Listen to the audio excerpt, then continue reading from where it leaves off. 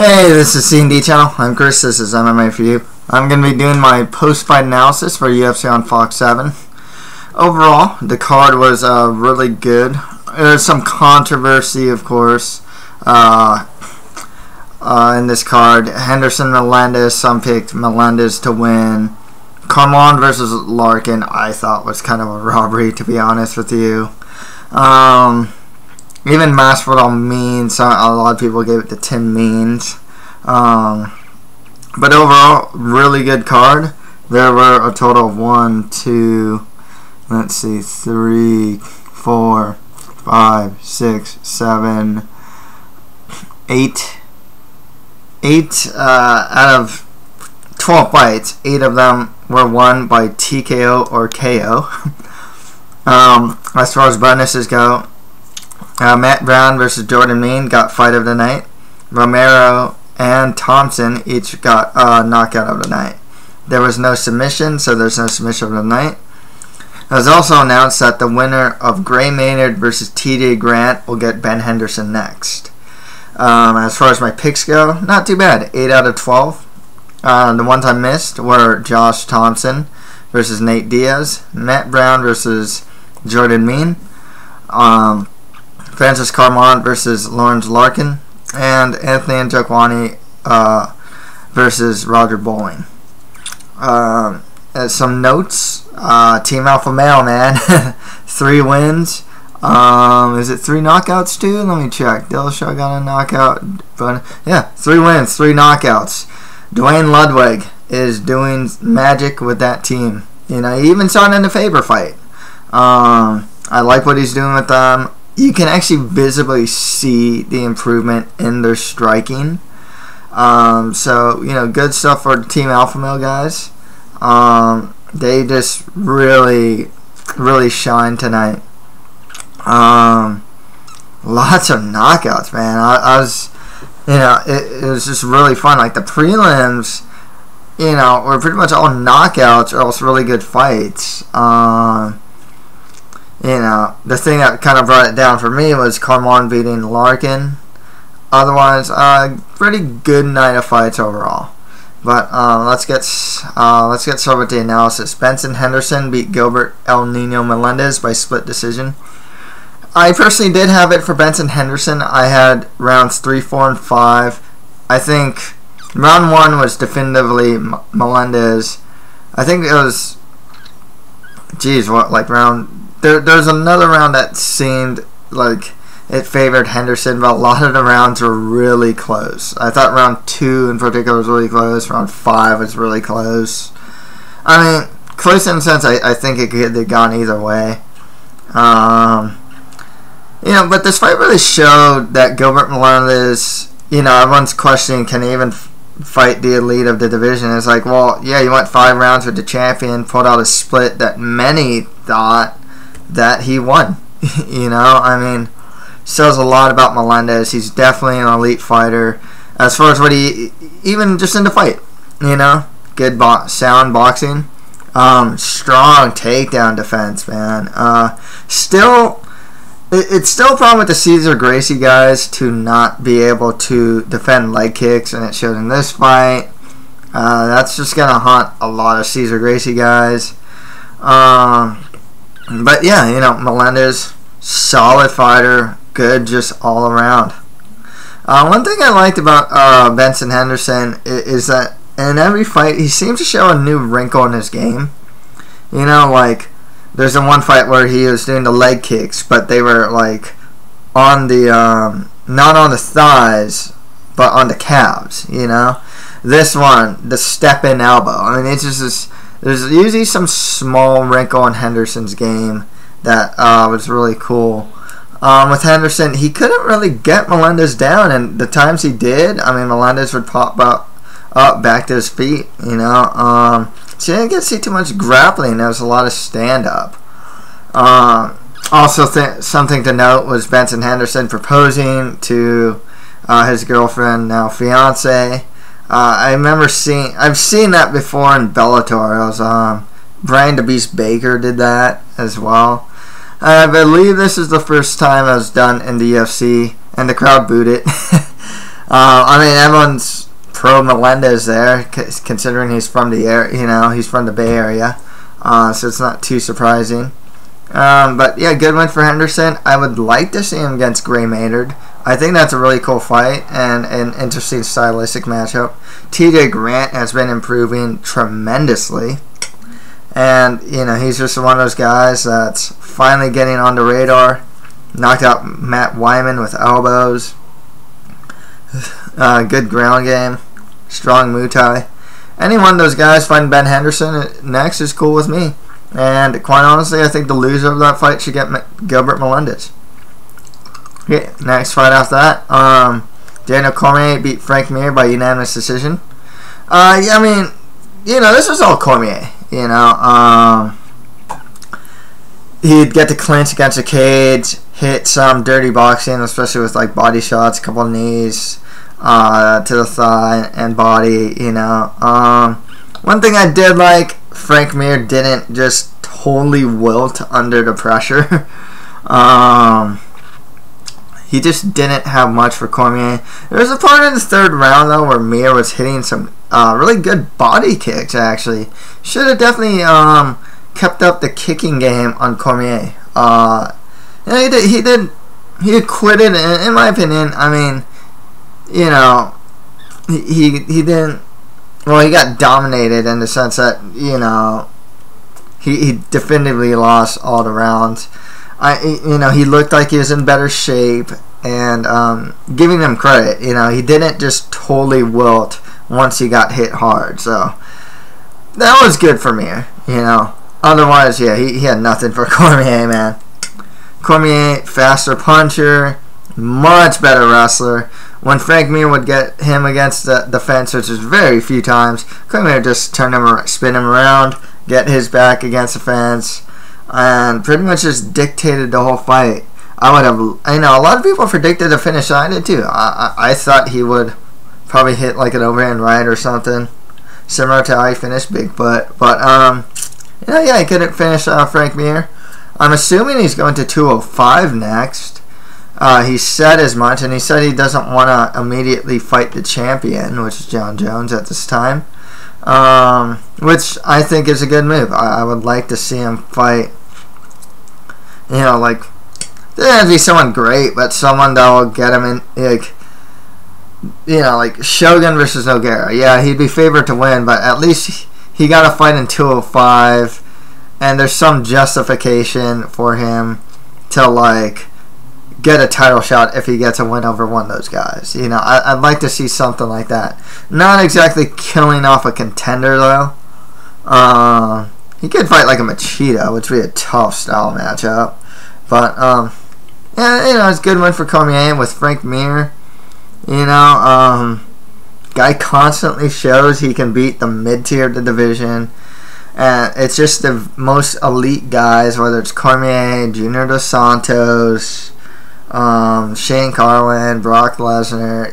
There's certain guys he can't beat. But, if Mir fought a guy like a Verdum, cool. If he fought a guy like Bigfoot, I'd favor Bigfoot to beat him. But I think it's not the worst stylistic matchup for Frank Mir. I think he'd lose, but, who else is out there? Travis Brown, even though he's training with him right now. Not the worst thing. So, there's still top guys that he can fight. Okay, next fight after that, we have Josh Thompson beating Nate Diaz by TKO in the second round. This surprised the hell out of me. I thought Nate Diaz would win.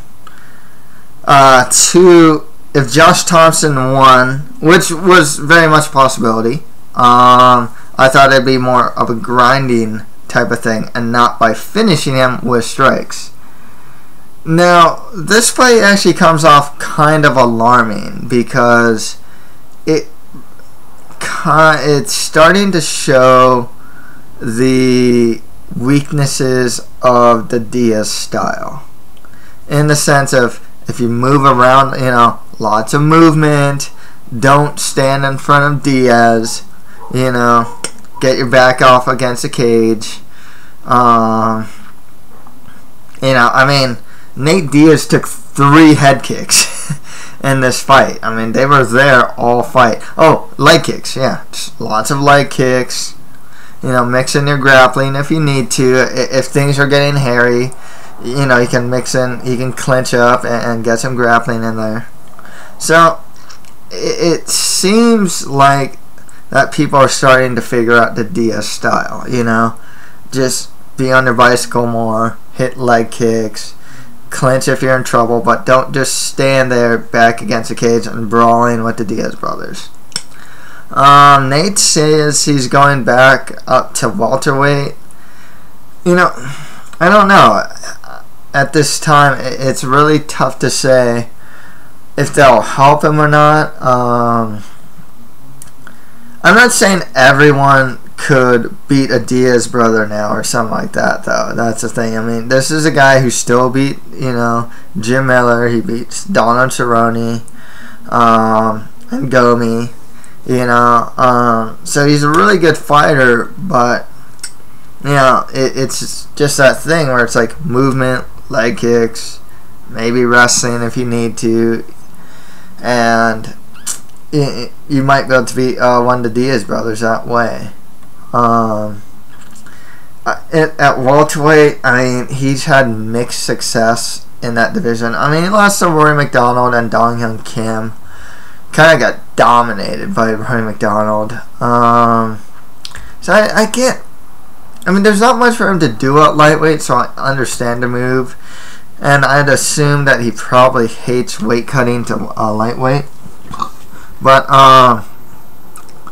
you know, I can't imagine he'd have too much success at the division.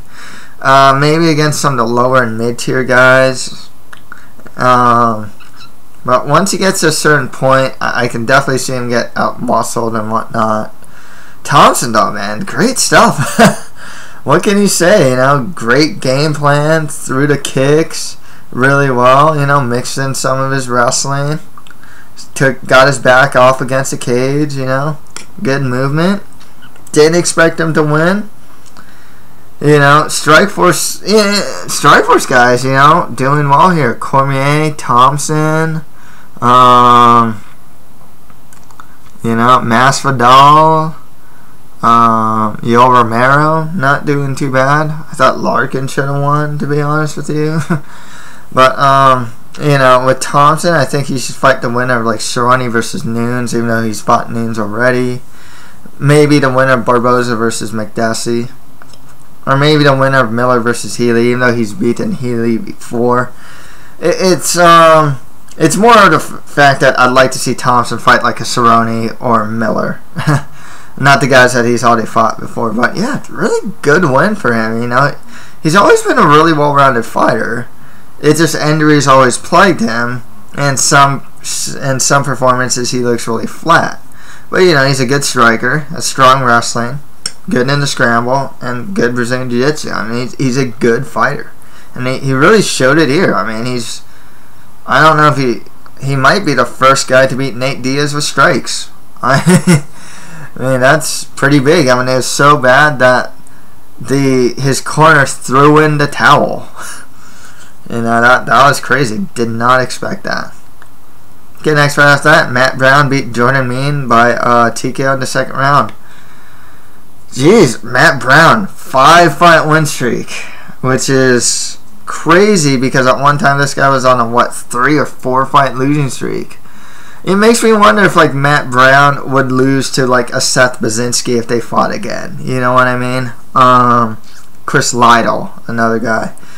Under Matt Hume, you know, Brown has a really good offensive ground game, submission game. I mean, he got a really deep triangle on Jordan Mein. I thought Mein was gonna tap out, and one thing, man, dude, Matt Brown's just so resilient. Didn't think he'd win here. When Jordan Mein was showing those elbow strikes, the left hand strikes, but man, just the pressure this guy puts on you. He hits good knees from the clinch. He has good elbows himself. You know, he throws straight punches, and he's just always on the guy. I don't even know if you can call this guy a gatekeeper anymore. You know, he's kind of moving past gatekeeper now. I mean, maybe not, because a gatekeeper is pretty much the guy that fights prospects. And, you know, if you can beat the gatekeeper, you can fight like the top of the division. If you can't, you know, you should not fight the top of the division. And he's also, they also act as guys that like get people out of the UFC, like Chris Cope or like Luis Ramos, where it's kind of like, okay, let's give him to Matt Brown, he'll beat him, and then we can cut him. But nonetheless, man, Matt Brown is a tough out for any fighter. I mean, high pressure. You know, he makes fights real ugly. You know, he's not a technical wizard or anything like that. He's a relatively well-rounded guy, really good cardio, pushes forward all the time, and his chin is solid. You know, I think that if you want to get some tough and gritty guys, if he gets Mike Pierce, I know Pierce is fighting David Mitchell, that'd be a pretty interesting fight. If you want to give him someone higher up there, you know, the winner of Safadine versus Lawler, or the winner of Eric Silva versus Hathaway, considering if you want to consider Matt Brown as a gatekeeper type, you know, so the winner of Silva Hathaway works because they're both prospects. And if you beat Matt, like I said, you beat Matt Brown, probably fight more at the top division. Other fights, the winner of Mike Powell versus Rick Story, you know. So there's a lot of good fights that are, you know, within his level. I think he's one of the only guys in welterweight with a 5-fight win streak. 4 of those wins are by knockout or TKO. Stephen Thompson was the only guy to not get finished by the guy in his win streak. Jordan Mean, good fighter, just couldn't handle Matt Brown's pressure. You know, with Mean, he's usually the type of guy that's in control. He can fight at range, or he can use his elbows up close, but this guy's on it. You know, I mean, you have a guy that's just pressuring you, and Mean couldn't seem to. It's not that. I can't really. I can't really say couldn't handle the pressure, I guess, but you know, he didn't. Matt Brown just didn't allow Mean to like fight in his wheelhouse. You know, especially at range. So really good win for Matt Brown. Jordan Mean, I think he's just fights the losers of those fights I mentioned. More like mid to lower tier guys. Still got a bright future. You know, he's still really young. But yeah, this is definitely just a setback in his career. Okay, next fight after that we have Chad Money Mendez beating Darren Elkins by TKO in the first round. You know, I've seen Darren Elkins take some pretty big hits, man, but Chad Mendez, it's knocked him out in the first round. You know, with Ludwig, you know, one thing you're seeing with the alpha male guys is they're just more patient. You know, they're just not going in there in a straight line like I've seen them do a bunch of times. Maybe not so much in this fight, but like you can see it with Dillashaw and Benavidez, you know. Just a little more patient. Their timing's just a little better. You know, they're not just going full in. Really good win here. I can't stress enough. You know, ever since the loss to Aldo, Mendez has gotten 3 TKO or KO wins. You know, 2 of the guys weren't that great. Darren Elkins, though, good, really good fighter, big for the weight class, strong wrestler. You know, this was Elkins' entry into the top 10, and unfortunately, he just couldn't get the win. But he's kind of shown to be able to beat the mid to lower tier of the division, so I'd like to see him fight, you know, maybe the losers of some top 10 fights, or you know, I forgot if Nick Lentz is fighting next, but the loser of that fight, I'd like to just see him fight Nick Lentz, because stylistically they're the same. Let's see, who's Cub Swanson fighting next? Jeez, I think he's fighting, like, jeez. I know Lamas is fighting Korean Zombie.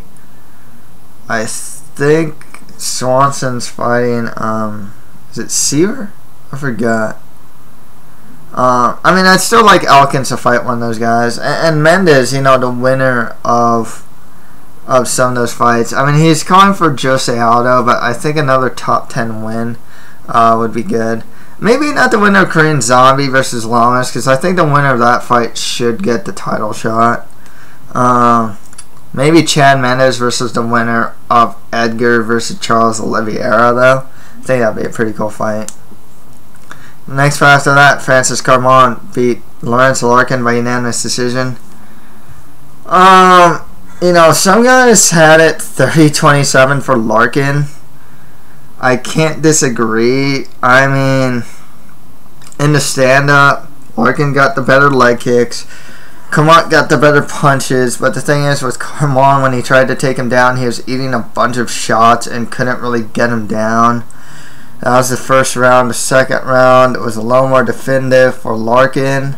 The third round, Francis Carmon managed to get him down. He didn't throw a strike when he got him down, to my knowledge. Larkin went for an omoplata, swept him with a Kimura sweep, got on top, and somehow lost the fight. Unanimously, too. There wasn't enough offensive output from Carmon, in my opinion, to really delegate that he won the fight, especially as definitively as the scorecards show. You know, that, so it's and a lot of people don't think Carmon beat Tom Lawler in his last fight. So it's just one of those things with Carmon. He was a pretty hot prospect coming in, but you know, he had some good wins over like Kamosi, choked out Vemala, and then just he's looking bad. I mean, he's a good fighter. But what one guy said, it's like, man, you tried to grapple and you tried so hard to take the guy down, only to what, like lie on top of the guy. I gave it to Larkin. I think he just, I think he landed the cleaner shots. He definitely got more leg kicks. I think he threw the more meaningful offense. Really surprised by this decision here. I mean, Carmon at this point, he's on a really good win streak. You should give him some top 10 guys. If you want another guy that fights his style, give him Yushin Okami then. You know, see if he can handle a grinder like him. You know, with Larkin, I thought he won the fight, but you know, he should just fight more mid to lower tier of that division. One thing I'll say about this whole card too is I can't really see too many guys, maybe Clifford Starks, maybe Roger Bowling getting cut. And despite some of these guys losing, you know, like Lawrence Larkin lost, but can't really see him get cut, you know. A lot of these guys, I think those are the only two guys that like I can definitively, you know, that have a good chance of being cut. Otherwise, yeah, I don't think many guys who came off a loss here should be cut as well. But yeah, next fight after that, Miles Jury knocked out Ramsey Nijim in the, I believe in the second round. Nijim still leaves him, and Hugo Viana has this problem too. When he throws punches, he leaves himself really open. The first round was a really fun grappling. You know, you see one guy trying to take the guy's back, and he get reversed and whatnot. Jury's doing really good lately. He's a really solid fighter. Good wrestling, good Brazilian Jiu-Jitsu, striking's improving.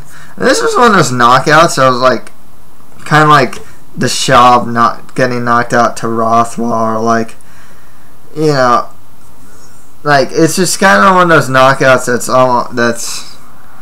the way that Nijim got knocked down is the way his body reacted was almost like it is. I want to say one of those like embarrassing knockouts. I mean, most straight KOs are embarrassing, but it's just like the way his body reacted was like, wow. You know, I don't know if you're. I wonder in your next fight if you're really gonna come back from the, it's gonna show, like, is he gonna come back from this type of knockout or not, but yeah, Miles Jury's doing really good lately. He beat Michael Johnson before this, and now he knocked out Ramsey Nijem. Now he should probably get a step up here and give him a guy like a Joe Lozon. If you want to give him some more fun fight, the winner of Cerrone versus Nunes, maybe. Maybe you can give him Habib Nurmagomedov if he beats, jeez, I forgot who he's fighting. If you want to do like two prospects up against each other. But yeah, Miles Jury, definitely a prospect to look out for. I say that with a lot of guys, and they've they didn't pan out. But, I like what I see from the guy. Trains with good guys too. Trains at Alliance. Good stuff from him. Nijem, I don't think he'll get cut, but just more lower to mid-tier of the division. Okay, next right after that, Joseph Benavidez beat Darren Uyenoyama by TKO in the second round. I think Benavidez should get the winner of Moraga versus Johnson. He's coming off a win over Uncle Creepy, and then he just beat Uyenoyama. Knocked him out. Body punches. Good stuff from Benavidez, man. He's total control of this fight. This fight went to the ground is because of Benavidez. Benavidez had a much better stand-up. Uyenoyama just did not have anything for a stand-up at all. Flyweight's small, thin. I hope they don't like cut him or something. He's a great grappler, but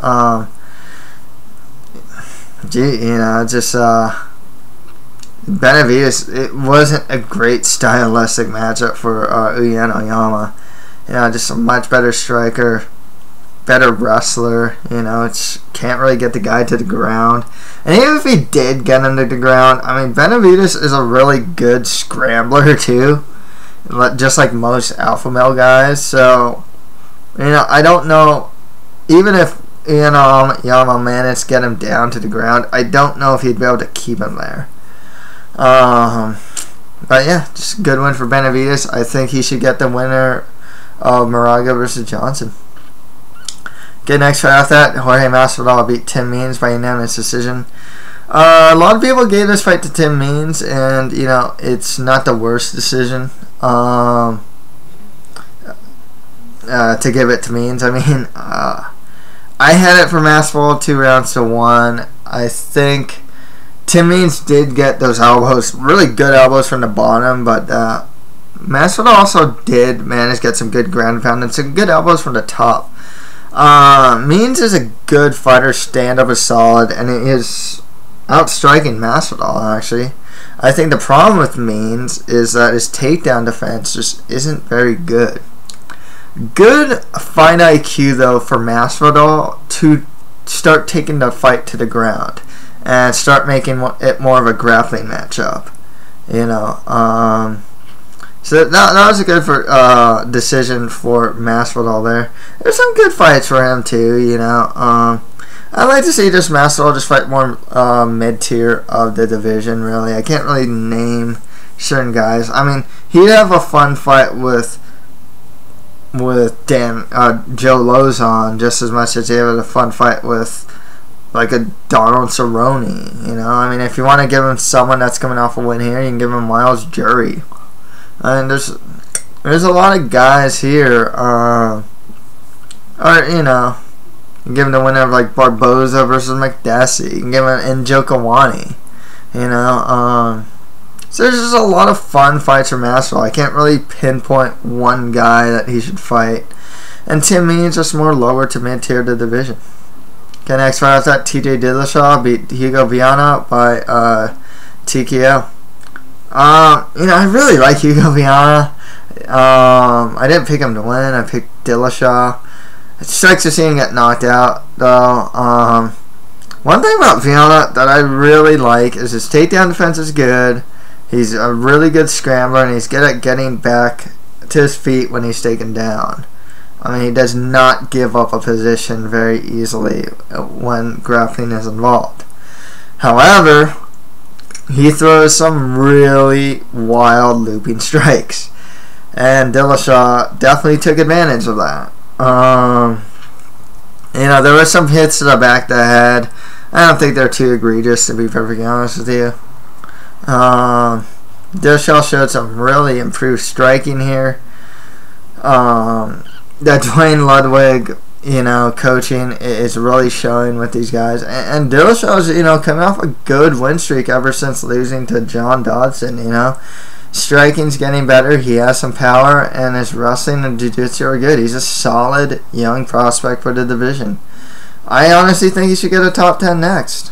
Maybe you want to give him a Brad Pickett or Michael McDonald if one of those guys doesn't fight Uriah Faber. Another guy that's coming off a win too, Rafael Sunsao maybe. Wouldn't be a bad fight for TJ Dillashaw as well. So, you know, good fighter in Dillashaw. I'm curious to see who they give him next. Next fight after that, Anthony Njokuani beat Roger Bowling by TKO in the second round. Nice left hook and shoulder strike, actually, from Njokuani to finish it. Same story, actually. Roger Bowling leads with his face when he throws punches, and Njokuani, you know, he's just really reckless. He was hitting some good leaping left hooks early in the first round. But Njokuani, you know, he's a very technical striker, good counterpuncher. And one thing I'm liking about his grappling is that when he does get taken down, he's getting harder and harder to hold down. He's getting a lot better at getting back to his feet when he is taken down. With that said, though, I mean, he beats good guys, and then he'll lose to certain guys. You know, he'll lose to like a Rafael Dos Anjos. He'll beat a John McDessie. You know, he'll lose to Edson Barboza. He'll beat a Roger Bowling. You know, he's a good fighter. He's actually still improving. You know, but with him, you generally want to give Njokuani more strikers. Yeah. Actually, a fight with Masvidal actually doesn't sound too bad. Or else the winner of it's Abel Trujillo is gonna fight Habib Nurmagomedov. Maybe you want to give him the winner of that too. With Bowling though, he might get cut. You know, he's not exactly the most winningest guy right now. Before this, he lost to like Tarek Safadine. So he is on like a 2-fight losing streak right now. He's a fun fighter. He's in fun fights, so they might keep him because of that. But it wouldn't surprise me if they cut Roger Bowling, to be perfectly honest with you. And finally, Yoel Romero beat Clifford Starks by KO as a flying knee and follow-up punches. One thing that's really noticeable about this fight is, man, both these guys are big 185ers. I remember Yoel Romero was a big 205er, you know. One thing about Romero, though, man, I wish this guy was 5 years younger. You know, he's like 35 or something like that. But, you know, he has good, you know, strong wrestler. And some pretty good striking, too. And he's not afraid to try stuff. He tried a hook kick. Was doing, like, oblique kicks. Did a flying... Totally timed that flying knee really well against Starks and just KO'd the guy. You know, he's a good fighter, and he doesn't have a lot of fights under his belt. You know, Clifford Starks isn't a bad fighter himself. You know, solid right hand, good wrestler. You know, still a prospect himself. So, you know, it's a good one for Romero. I'd just like to see him get more like lower to mid tier of middleweight. You know, give him a, you know, Komosi. I forgot who Komosi's fighting next. Give him like a Komosi. You can give him like Francis Cormon if that's kind of high up there. The winner of Andrew Craig versus Chris Lieben, if you want to go there. Winner of Honey Marks versus Derek Brunson wouldn't be too bad. So, I mean, there's good fights for Yoel Romero. As far as Starks go, I mean, he lost to Ed Herman before this, and now he lost to Yoel Romero. You also have an influx of guys from the latest season of The Ultimate Fighter that are all middleweights. You know, you got Uriah Hall. I think Kevin Gastelum's cutting to welterweight. But then you got like Josh Salmon, Barnett, Clint Hester. I mean, you have a lot of middleweights coming in. So I can imagine that Clifford Starks probably will get cut because of that. As well as being on a 2-fight losing streak. So that's pretty much it for my UFC on Fox 7 post-fight analysis. If you guys have any comments below, if you have any comments, just leave them below. And that's it for MMA for you. Thank you guys very much.